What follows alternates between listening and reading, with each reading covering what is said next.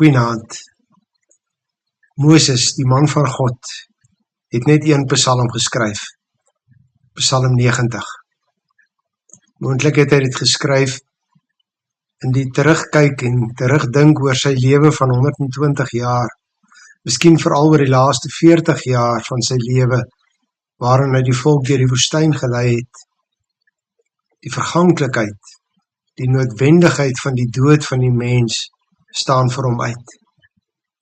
In die 40 jaar het rofweg 600.000 mense gesterf. As ons die getalle letterlik neem, is dit teen ongeveer 1500 mense per jaar vir 40 jaar.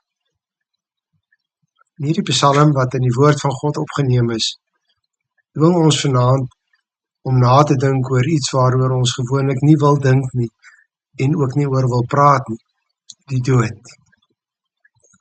Dawid gebruik 'n aantal toepaslike beelde om die kortstondigheid van die mens se lewe mee te beskryf. Ons luister na vers 3 tot 6. U laat die mens sterwe, u sê net, word weer stof. 1000 jaar is vir u soos gister as dit verby is, soos een enkele wagbeurt in die nag. U maak 'n einde aan 'n mens, hy gaan die doodslaap in. Hy is soos die gras wat in die môre afgesny word. In die môre is dit nog groen, maar dit word afgesny en teen die aand is dit verlep en dit verdroog.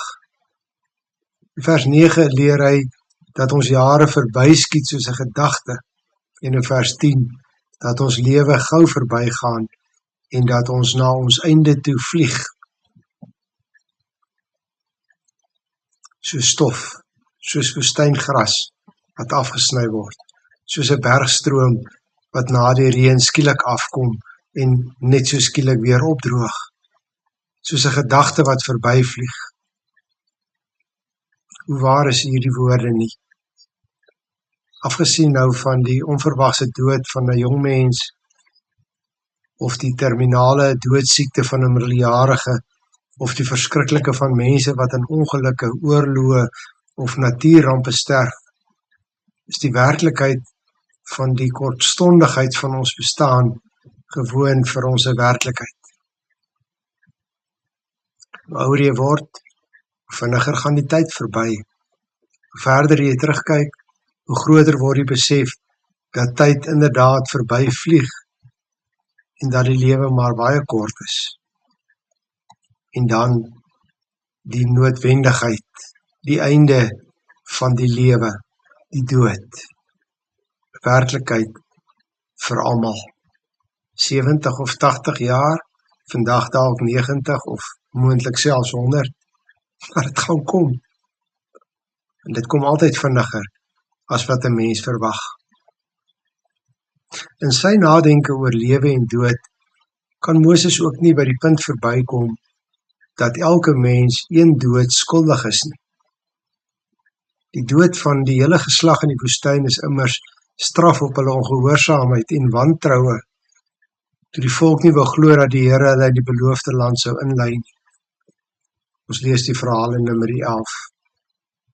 Daarom huiwer hy nie om die dood aan die sonde te koppel nie. Ons luister na vers 7 tot 11. Ons vergaan onder u toorn, ons gaan te gronde onder u gramskap. U sien ons oortredinge raak, u bring die sondes wat ons wou wegsteek aan die lig. Onder die toorn vlieg ons daar en skiet ons jare verby soos 'n gedagte. Ons lewe is maar 70 jaar of as ons baie sterk is 80 en die is vol swaar kry en verdriet. Dit gaan gou verby, ons vlieg na ons einde toe. Wie ken die toorn, u toorn beter as u dienaars? Wie ken u gramskap beter? Ons kan ook nie by hierdie punt verbykom nie. Ons kan nie hierby redeneer nie. Die dood is die gevolg van die sonde. So is dit van die begin af bekend gemaak. As julle van hierdie boom eet, sal julle sekerlik sterwe, het die Here aan Adam en Eva beloof. En na die ongehoorsaamheid is dood as straf van die sonde deel van ons bestaan. Ook ons is hierdie dood skuldig. As ons gestraf moet word vir ons sonde, wie sou een enkele oomblik kan bestaan? Sing ons saam met Psalm 130.